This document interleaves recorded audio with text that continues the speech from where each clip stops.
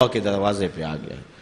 تو اس لیے قیامت سے قبل توبہ کا دروازہ کھلا ہوا ہے، لیکن 40 سال قبل توبہ کا دروازہ بند ہوگا، سورج مغرب سے طلوع ہوگا۔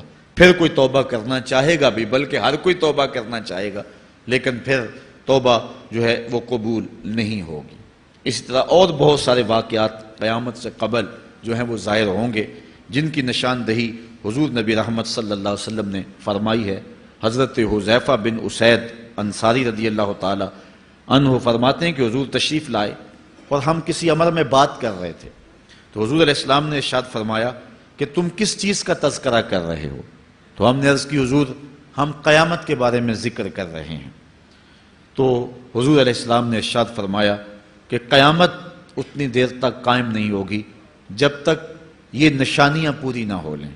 ان میں سے ایک حضور نے دھوئیں کا ذکر فرمایا، دوسرا دجال کا تذکرہ کیا، تیسرا دابت الارض یعنی یاجوج اور ماجوج کا تذکرہ کیا کہ وہ نکلیں گے، اس طرح سورج کا مغرب سے نکلنا اس کا ذکر کیا، حضرت عیسیٰ علیہ السلام کے نزول کا ذکر کیا۔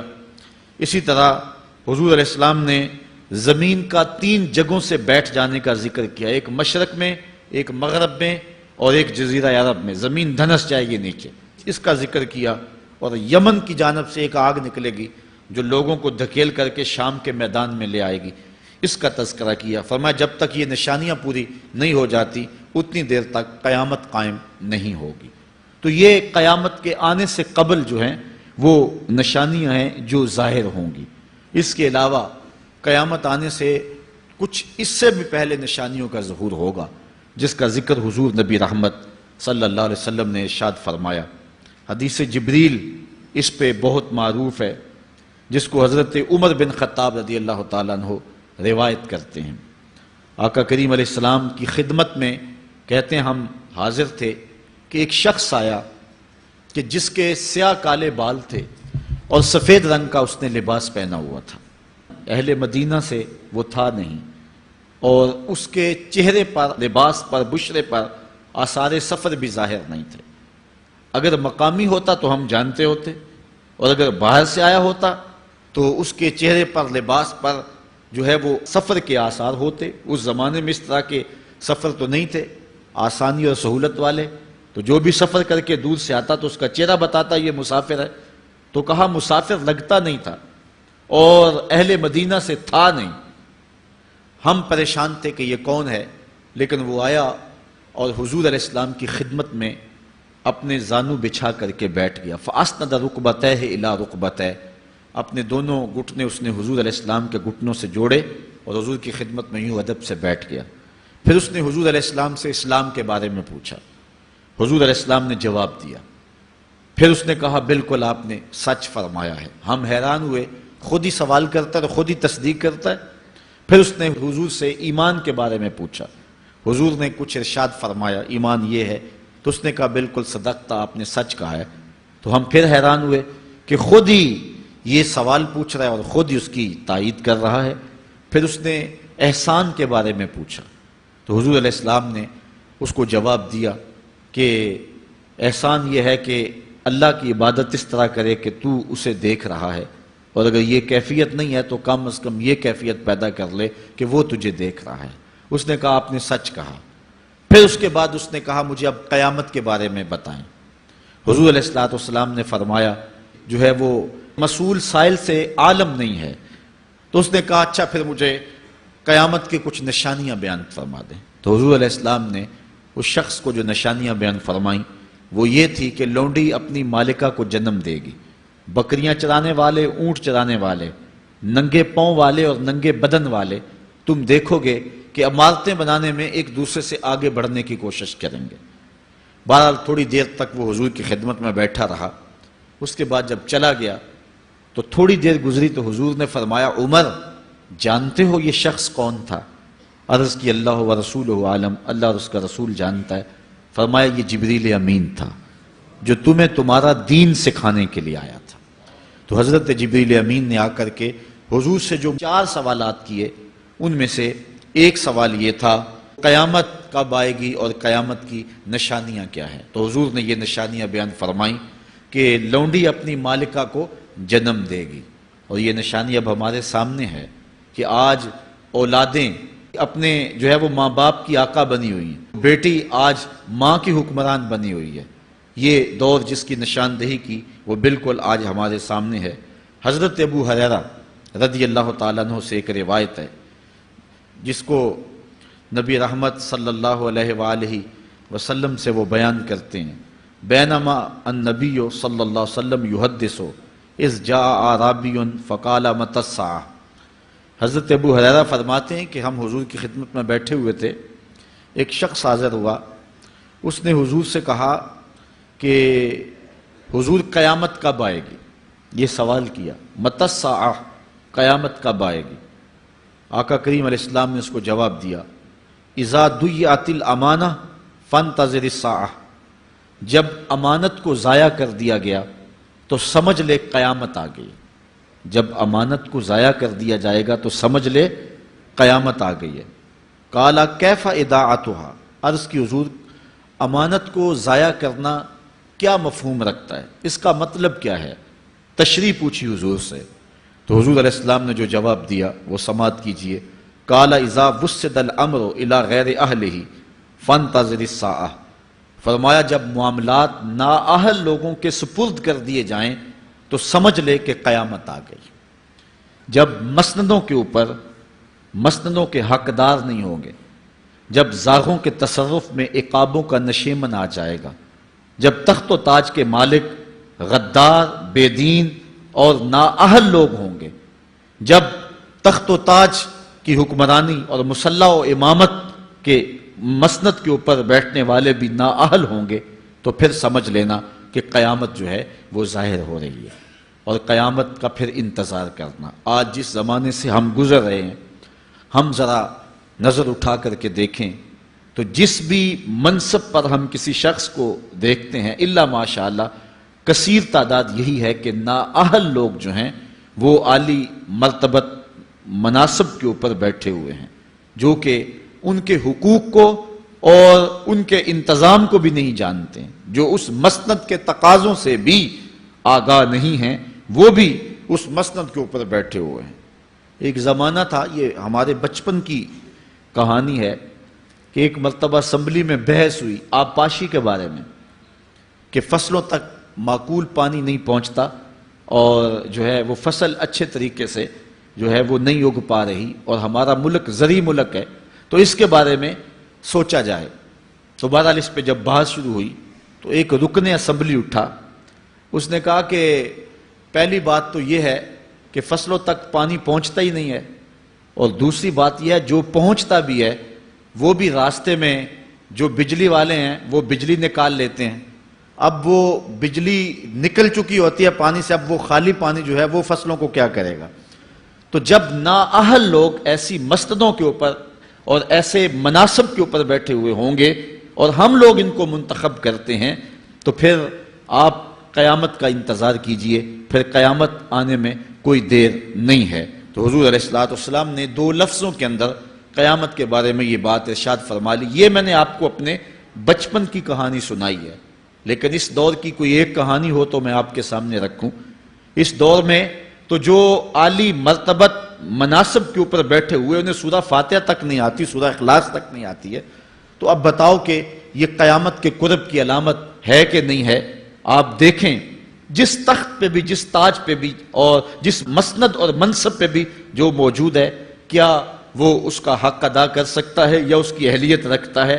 وہ کیا کسی شاعر نے کہا تھا کہ ہر شاخ پہ الو بیٹھا ہے، انجام گلستاں کیا ہوگا؟ اور رومی نے اپنے زمانے میں کہا تھا کہ سگ وزیرو گرگ میرو موشرا درباں شود، این ارکان سلطنت ملک را ویراں شود۔ یہ ایک دردناک کہانی ہے، لیکن قیامت کی نشانیوں کے حوالے سے آپ اس بات کو سمجھیں اور حضور علیہ السلام کے فرمان کی روشنی کے اندر ہم اپنے حالات کا جائزہ لیں۔ حضرت انس رضی اللہ تعالی عنہ سے ایک روایت ہے، کہتے ہیں سمعت رسول اللہ صلی اللہ علیہ وسلم یقولو، میں نے حضور علیہ السلام کو فرماتے ہوئے سنا ہے۔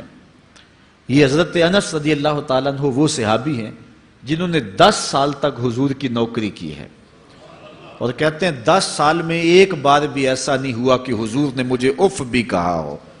کہتے ہیں کبھی ایسا ہوتا کہ میرے ہاتھ سے کوئی برتن ٹوٹ جاتا، ازواج مطہرات جو ہیں وہ اس پہ ناراض ہونے لگتی تو حضور علیہ السلام روک دیتے، فرماتے اسے کچھ نہ کہو، اس برتن کی عمر ہی اتنی لکھی ہوئی تھی، یہ اتنے عرصے کے لیے ہی پیدا کیا گیا تھا۔ تو آقا کریم علیہ السلام نے جو ہے وہ ازواج مطہرات کو بھی روکا کہ وہ مجھے جھڑکے نہ۔ خدم تو رسول اللہ صلی اللہ علیہ وآلہ وسلم 10 سنین، میں نے پورے 10 سال حضور کی نوکری کی ہے۔ بلکہ جب آپ کہیں گے کہ حضور کے خادم کا نام کیا ہے، سارے صحابی حضور کے خادم ہیں، لیکن نام حضرت انس رضی اللہ تعالی عنہ کا آئے گا، یہ حضور علیہ السلام کے خادم خاص ہیں، اور حضور سے بہت ساری باتیں انہوں نے سنی ہیں۔ تو ان باتوں میں سے ایک بات کہتے ہیں، سمیت رسول اللہ صلی اللہ علیہ وسلم یقولو، میں نے رسول کریم صلی اللہ علیہ وسلم کو کہتے ہوئے سنا، ان من اشراط الساعۃ ان یرفع العلم، قیامت کی نشانیوں میں سے ایک نشانی یہ ہے کہ علم اٹھا لیا جائے گا، جہالت پھیل جائے گی، علم اٹھا لیا جائے گا۔ آج لفظ زیادہ ہو گئے ہیں، انفارمیشن زیادہ ہو گئی ہے، لیکن جس کو علم کہا جاتا ہے، جو مومن کے سینے کا جمال اور نور ہے، آج وہ اٹھا لیا گیا ہے۔ آج لوگ کہتے ہیں جی جتنا علم آج ہے اتنا علم پہلے تو نہیں تھا۔ آج کوئی غزالی دکھاؤ، کوئی رازی دکھاؤ، کوئی رومی دکھاؤ، کوئی احمد بن حنبل جیسا شخص دکھاؤ، کوئی محمد بن حسن شیبانی جیسا شخص دکھاؤ، کوئی امام ابو حنیفہ کے نالین کی خاک جیسا شخص بھی دکھاؤ، تو یہ ایک غلط بات ہے کہ جی پہلے زمانے میں اتنا علم نہیں ہوتا تھا، اب علم بہت زیادہ ہو گیا، جی علم بہت زیادہ پھیل گیا۔ علم نہیں پھیلا ہے، یہ چند معلومات ہیں، انفارمیشن کا دور ہے، اور خبریں ہیں۔ جو علم ہے، جو کہ مومن کے سینے کا جمال ہے اور باطن کا نور ہے، جو زندگی کی راہوں کو اجالتا ہے اور زمانے کو مالک کی دہلیز کے قریب کرتا ہے اور انسان کو انسانیت سکھاتا ہے، وہ علم جو ہے وہ اٹھتا چلا جا رہا ہے۔ اور حضور سے پوچھا گیا کہ حضور علم سینوں سے اچک لیا جائے گا، سینوں سے کھینچ لیا جائے گا؟ فرمایا نہیں، علماء اٹھا لیے جائیں گے۔ جب علماء فوت ہو جائیں گے تو ان کی جگہ اس درجے کے لوگ نہیں آئیں گے، پھر زوال پذیر سلسلے ہوتے چلے جائیں گے، علم اٹھا لیا جائے گا۔ جب سینے علم سے خالی ہو جائیں گے تو پھر قیامت آ جائے گی۔ اس لیے حضور علیہ السلام کا فرمان ہے، کائنات کی ہر شے علماء کی زندگی کی دعائیں مانگتی ہے، حتی الحیتان فی البحر، یہاں تک کہ سمندروں اور دریاؤں کے اندر مچھلیاں بھی علماء کی زندگی کی دعائیں مانگتی ہیں۔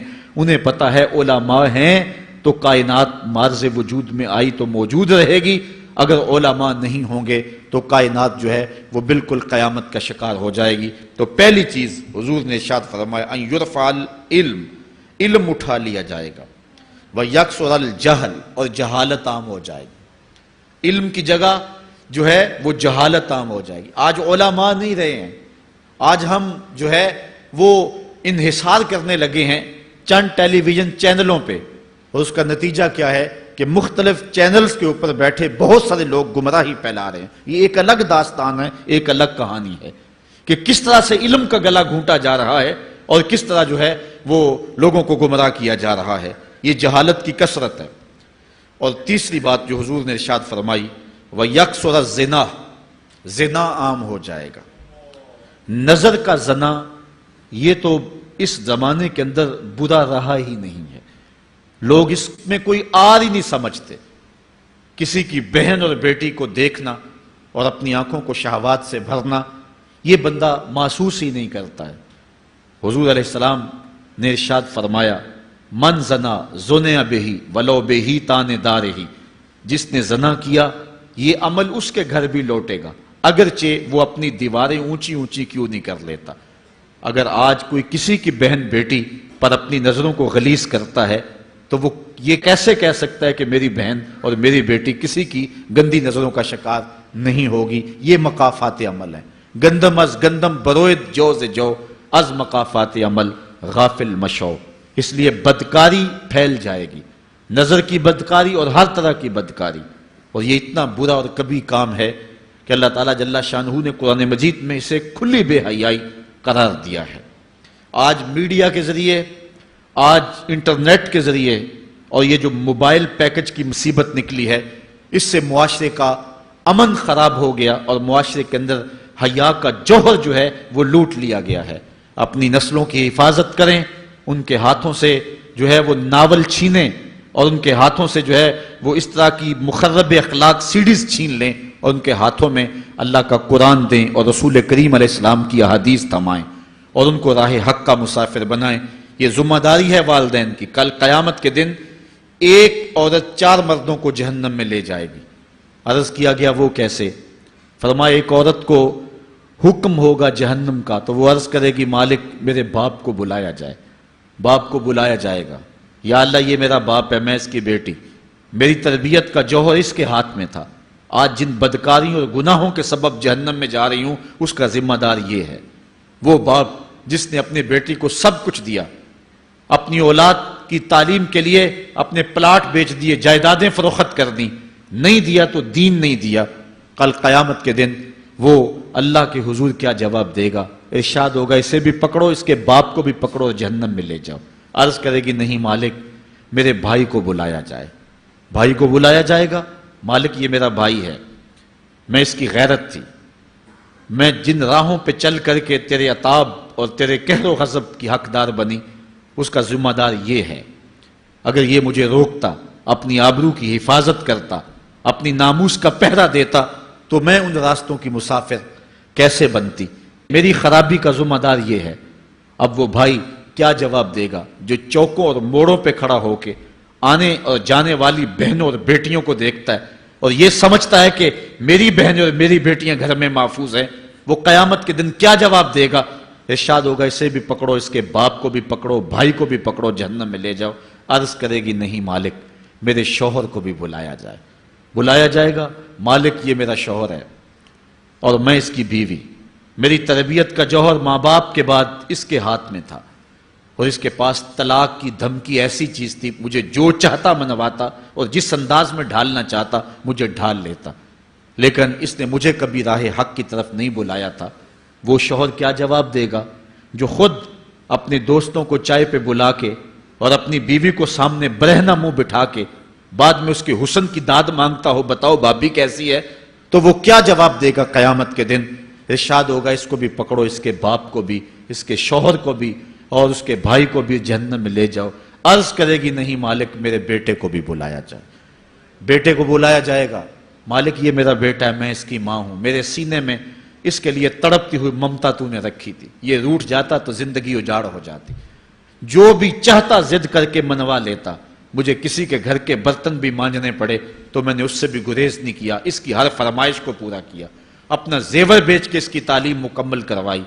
اگر یہ ضد کرتا کہ امی آپ نماز نہیں پڑھتی، میں آپ کے ہاتھ کا کھانا نہیں کھاؤں گا، امی آپ یہ عمل کیوں کرتی ہیں، یہ شریعت میں جائز نہیں ہے، تو میں جو ہے وہ کھانا نہیں کھاؤں گا، تو کیا میری ممتا مجبور نہ ہو جاتی؟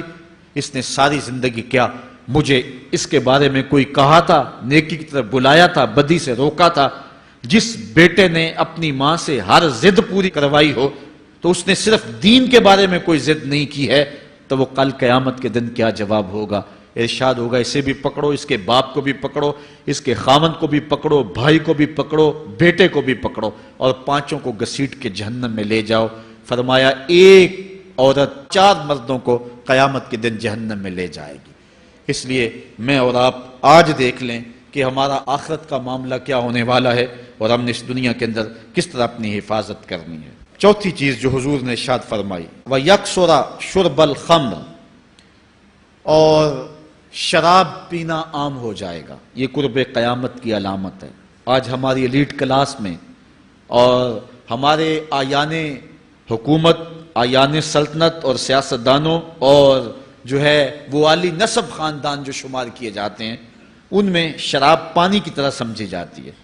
اور آج ہمارے ملک کے اندر جو ہے وہ کتنے شراب خانے موجود ہیں اور کتنے ٹنوں کے حساب سے جو ہے وہ بیرون ملک سے شراب درآمد کی جاتی ہے. یہ قرب قیامت کی نشانی ہے کہ شراب عام ہو جائے گی.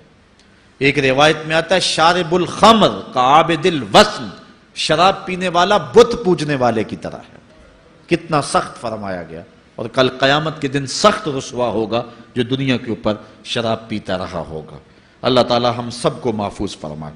وَيَكِلَّ الرِّجَالِ وَيَكْسُرُ النِّسَاءِ، اور ایک نشانی حضور نے یہ ارشاد فرمائی کہ مرد تھوڑے ہو جائیں گے اور عورتیں زیادہ ہو جائیں گی.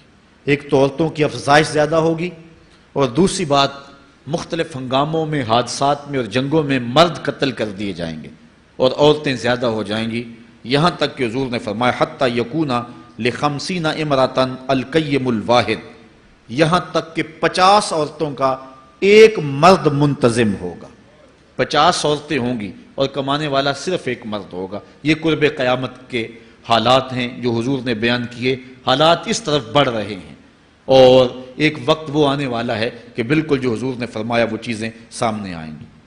حضرت ابو سعید خدری رضی اللہ تعالی عنہ سے ایک روایت سنیے، حضور نے ارشاد فرمایا مجھے قسم ہے اس رب کی جس کے قبضے میں میری جان ہے، اتنی دیر تک قیامت نہیں آئے گی، یہ وقت بھی آئے گا کہ جانور انسان سے باتیں کریں گے، انسان ان کی بولی سمجھے گا اور وہ ان سے باتیں کریں گے۔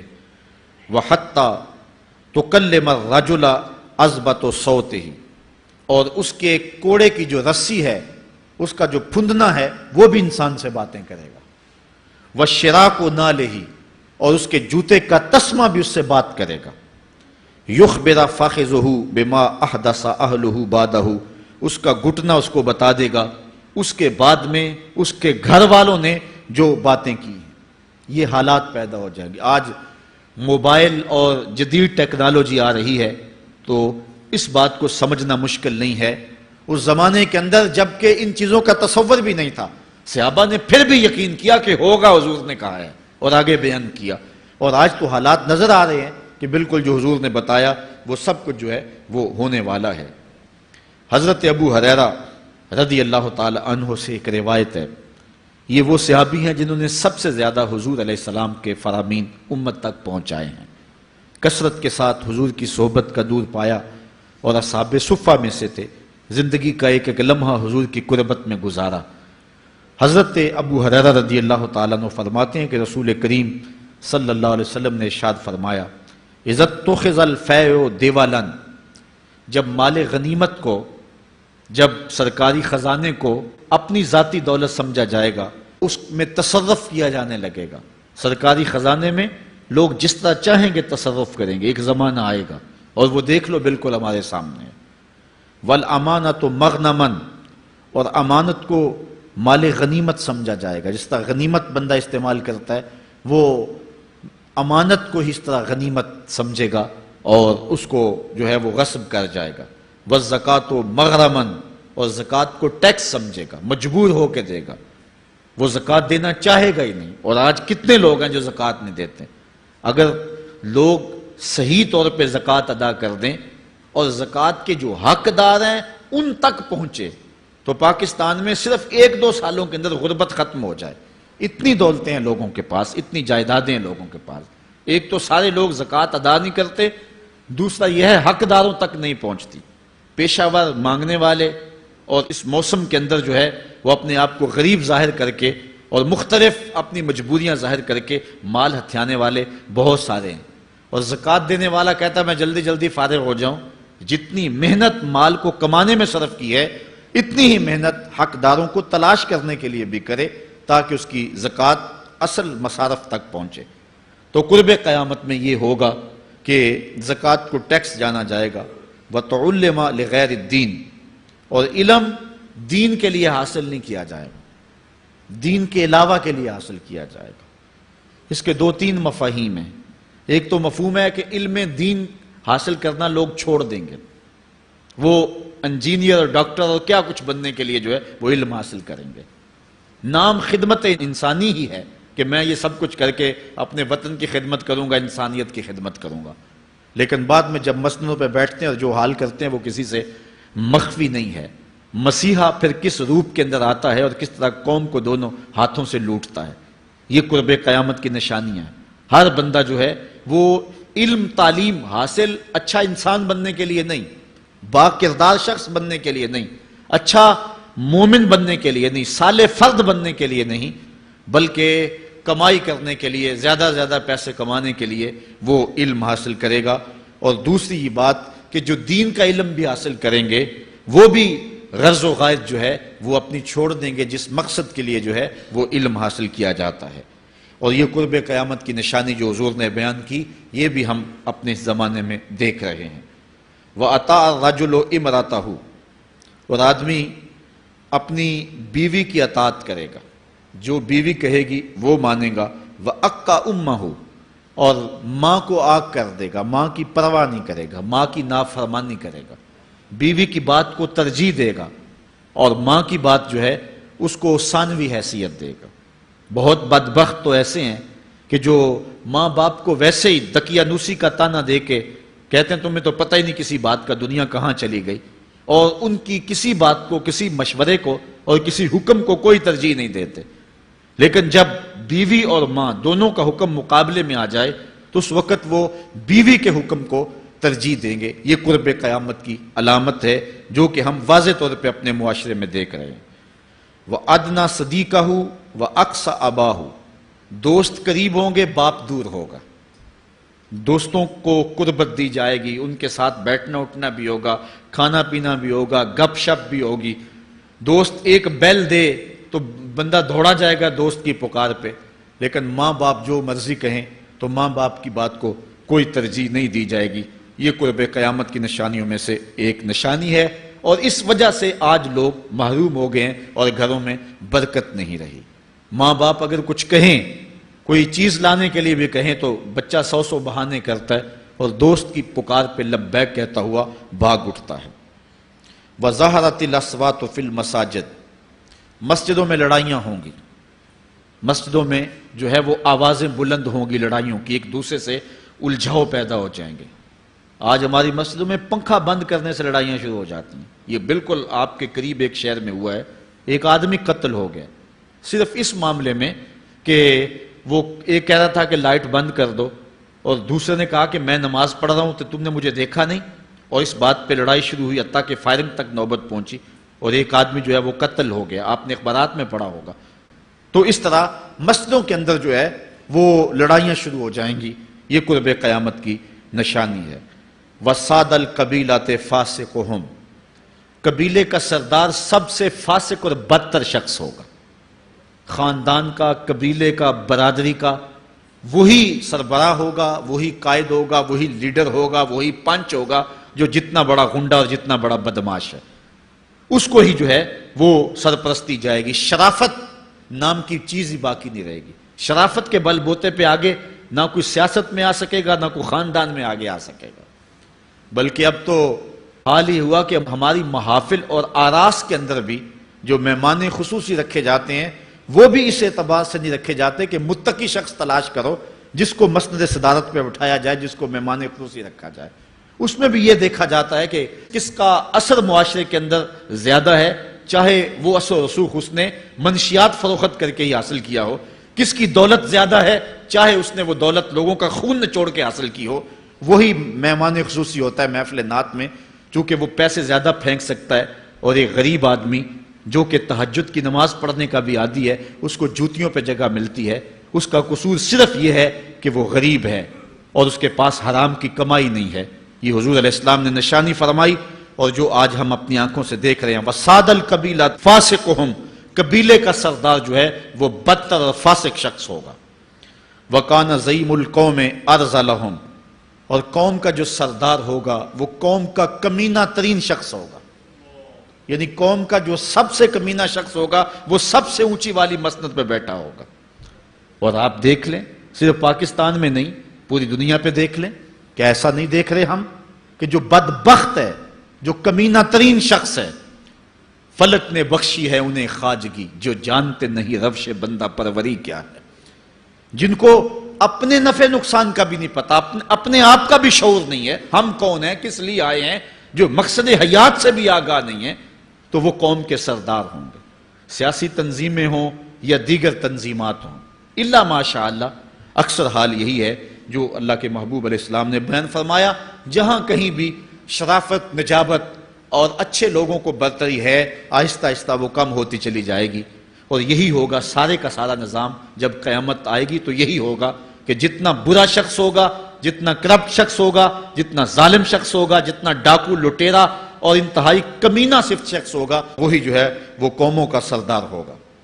وَأُكْرِمَ الرَّجُلُ مَخَافَةَ شَرِّهِ، اور آدمی کی عزت اس کی شر سے بچنے کے لیے کی جائے گی۔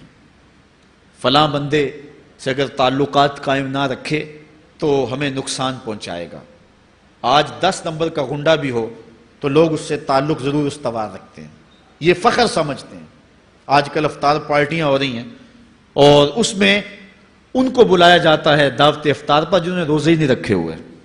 یہ افطار پارٹیاں نہیں ہیں، یہ ایک تماشا ہے جو لگایا جاتا ہے۔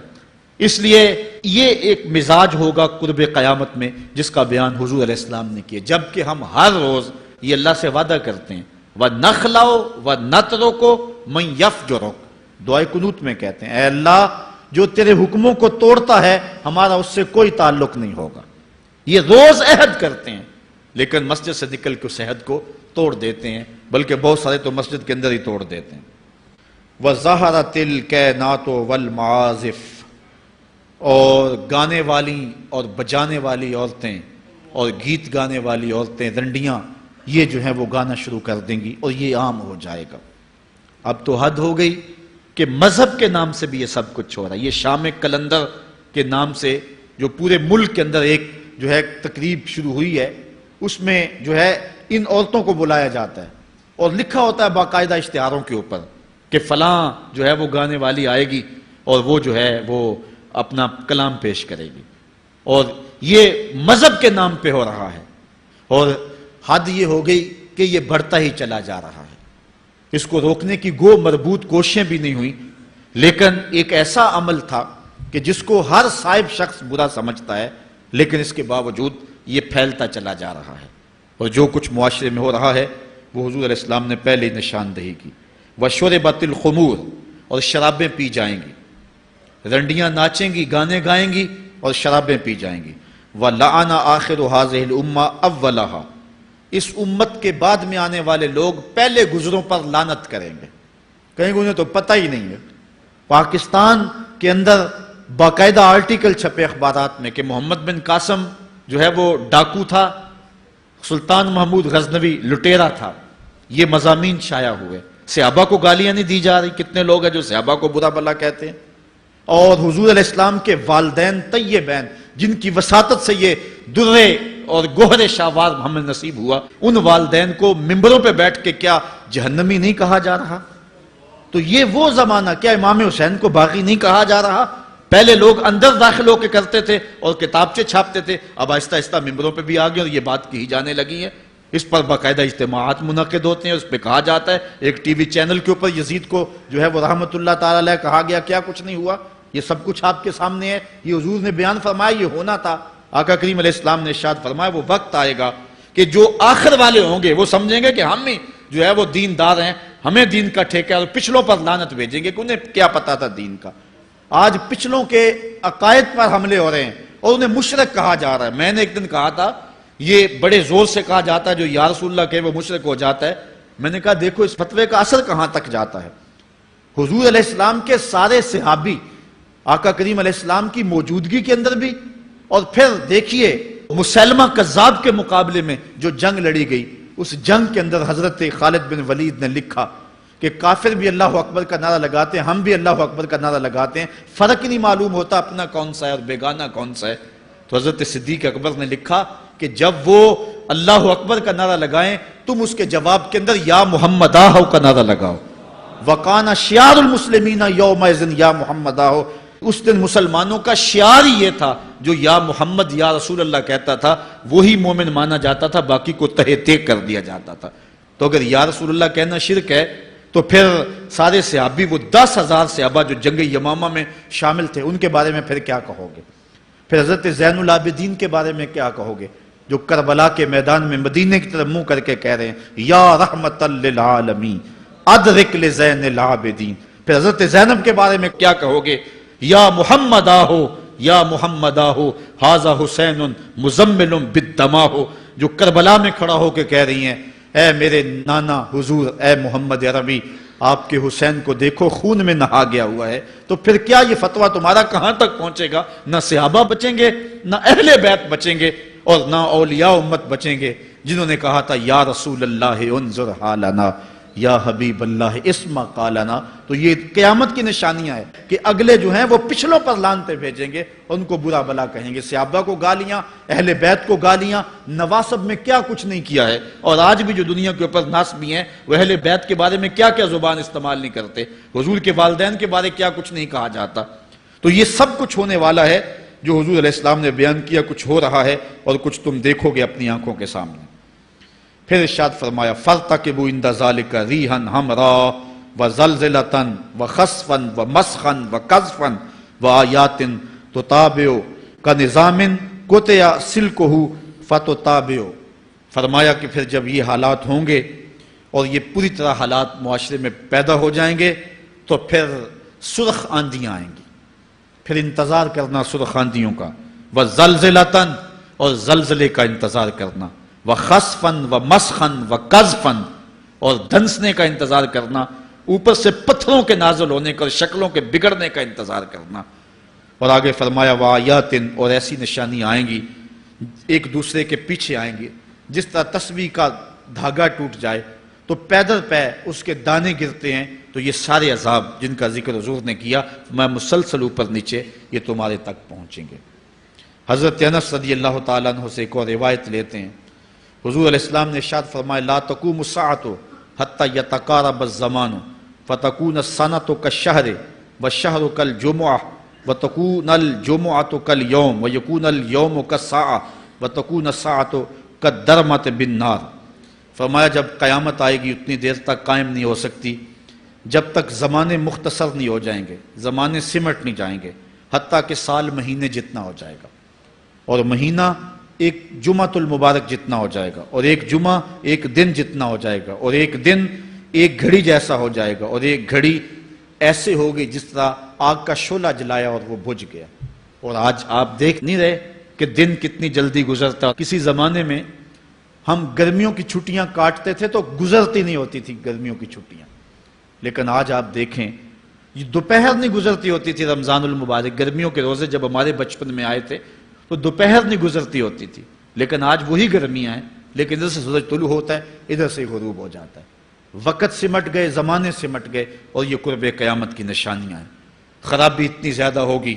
حضور نے ارشاد فرمایا حضرت ابو ہریرہ سے ہے، آدمی گزرے گا اور ایک پرانی سی قبر دیکھے گا اور کہے گا وَيَقُولُ يَا لَيْتَنِي كُنْتُ مَكَانَ صَاحِبِ هَذَا الْقَبْرِ وَلَيْسَ بِهِ الدِّينُ إِلَّا الْبَلَاغُ. فرمایا انسان قبر کے قریب سے گزرے گا تو گزرتے ہوئے وہ ٹھنڈی آہ بھر کے کہے گا کاش کہ اس قبر کا مکین میں ہوتا.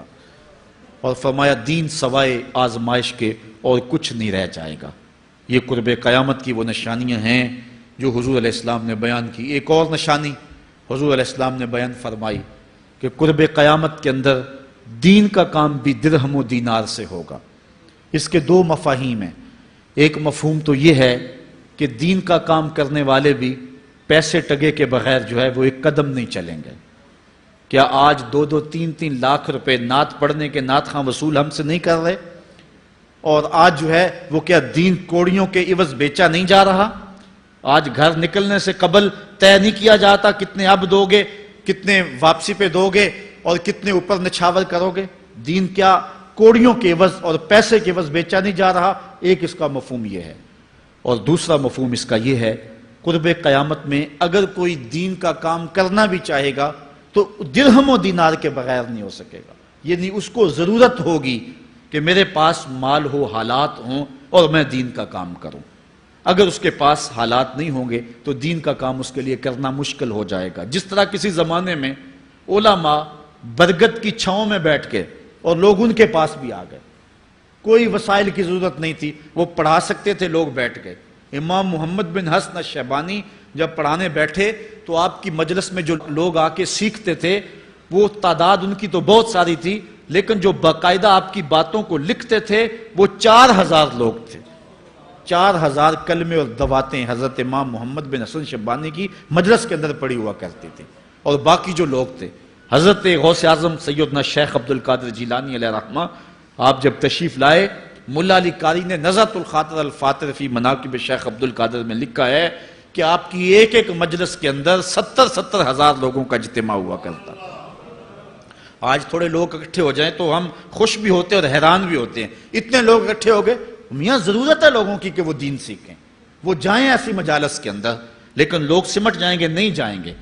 وسائل کی ضرورت ہوگی، وہ برگد کے درخت کے نیچے بیٹھ کر کے بھی لوگ جو ہیں وہ علم کا چراغ روشن کرتے تھے۔ جب لارڈ میکالے نے نصاب تعلیم مرتب کیا اور درس نظامی کو اور جو ہے عصری علوم کو الگ کر دیا، تو یہ علماء ہی تھے کہ جنہوں نے برگد کے درخت کے نیچے، پیپل کے درخت کے نیچے بیٹھ کر کے علم کے چراغ کو روشن رکھا۔ لیکن آج اگر تم ایسا کرنا چاہو گے تو کیا ممکن ہوگا کہ اس چراغ کو تم روشن رکھ لو؟ آج وسائل کی بہر صورت ضرورت ہے، اور آج سے صدیوں قبل علماء نے یہ فتویٰ دیا تھا کہ صدقہ کرنا، زکوٰۃ ادا کرنا یا دیگر امور خیر میں خرچ کرنا بڑا نیکی کا کام ہے، لیکن سب سے بڑا نیکی کا کام اس دور کے اندر آج سے قبل علماء نے فتویٰ دیا تھا کہ دین کے طالب علموں پہ خرچ کرنا ہے۔ ان پہ اگر خرچ کریں گے تو یہ وہ ایک ایسا موقع ہے کہ جس سے آپ جو ہے وہ حقدار تک حق بھی پہنچا لیں گے اور اس سے دین کو